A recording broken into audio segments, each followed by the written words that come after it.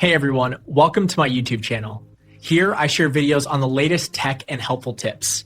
If you enjoy this kind of content, make sure to subscribe. Now let's get started. Carpenter bees can be a major nuisance, boring into fascia boards, eaves, and decks, causing significant structural damage over time. Many homeowners turn to carpenter bee traps as an effective, non-toxic solution, but what exactly makes these traps so alluring to these persistent pollinators? The answer lies almost entirely in their clever exploitation of the carpenter bee's natural nesting instincts and visual perception, rather than any chemical or food-based attractants. Unlike many insect traps that rely on pheromones or sugary baits, carpenter bee traps are fundamentally visual lures, mimicking the ideal conditions a female carpenter bee seeks for laying her eggs. The primary attractant is the visual simulation of an untreated, weathered piece of soft wood, often pine, cedar, or redwood, which are preferred species for nesting. Carpenter bee traps typically consist of a wooden block, usually unfinished and sometimes stained dark to give it an aged appearance, mimicking the very structural wood they target on homes. This visual cue is paramount because female carpenter bees are constantly searching for suitable, soft wood to excavate their characteristic perfectly round entrance holes and subsequent galleries for their offspring. The trap's wooden body presents itself as an irresistible, pre-approved nesting site. Beyond the type and finish of the wood, the design incorporates specific structural elements that further enhance its attractiveness.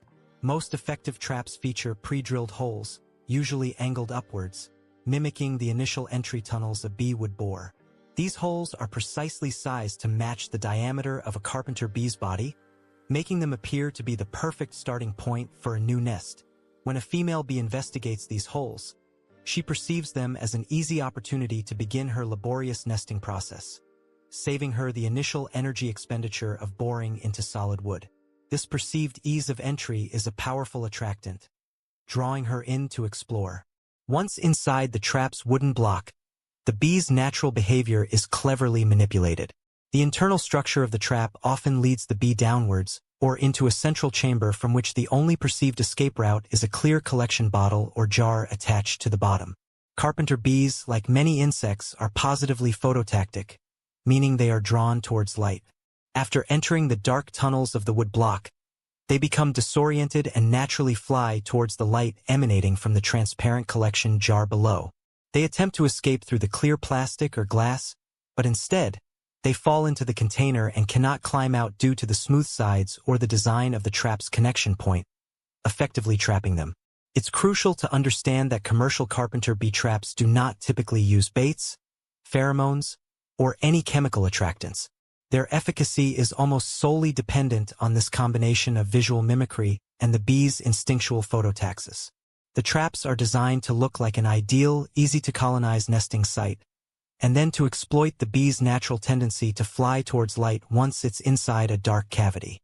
Some DIY versions might experiment with specific wood treatments or scents, but the core principle of successful commercial traps remains visual and behavioral.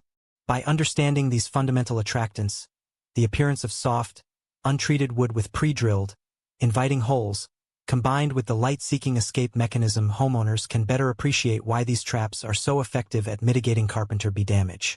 Thank you for watching, and please remember to like this video and subscribe to our channel for more pest control insights and helpful tips.